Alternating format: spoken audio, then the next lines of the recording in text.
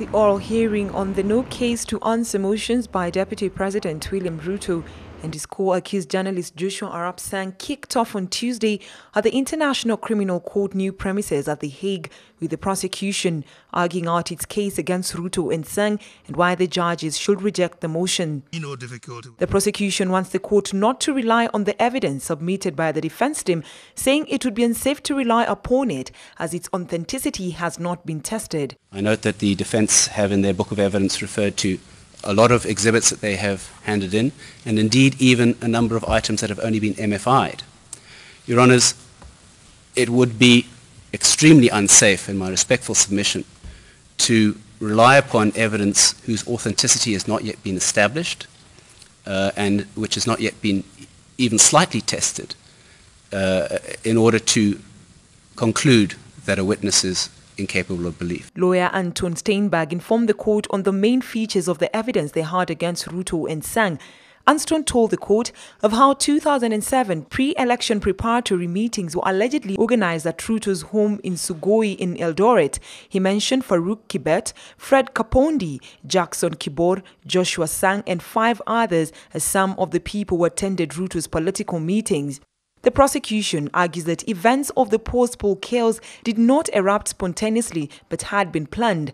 Anston narrated to the court how Kalenjin youth were trained to commit crimes and hide evidence. What we say is that there is sufficient evidence at this stage to establish that there was a common plan and that, as we will get to shortly, that common plan was acted on and that large numbers of armed and trained Kalenjin youth organized, shipped in by lorries, fed, resupplied, fed with intelligence, were responsible for a large degree of the violence in the area. While addressing the court in the Ruto Sang no case to answer, presiding Judge Chile Eboy Osuje asked Ruto and Sang defense teams not to use the no case to answer motion as precondition to the judges in consideration to their motions. Judge Osuje says the chamber will make a cognitive finding whether there is no case to answer from the oral submissions by the defense team and the office of the prosecutor. We are not requiring the defense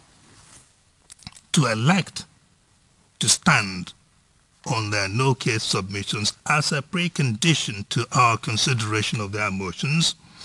We are now only inquiring of them whether it is an election they may consider and make, because that may have an effect on the proceedings from here going forward. Request by the prosecution to have some of the sessions held in private because the nature of some testimonies might lead victim identification was strongly opposed by Ruto and Sang, saying it is of public interest.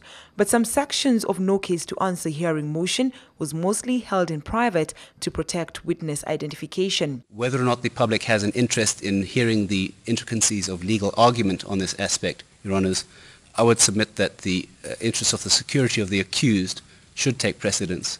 We would be opposed to a blanket proposal that the evidence be almost in camera. We, however, would be very uncomfortable with the proposition that there should be a blanket ban on references to either the transcripts. Ruto and Sang, who were physically present at the court, want the judges to end the case at the prosecutor's level, saying that International Criminal Court prosecutor Fatou Bensouda has not proved charges against them, citing lack of sufficient evidence. The oral hearing continues tomorrow.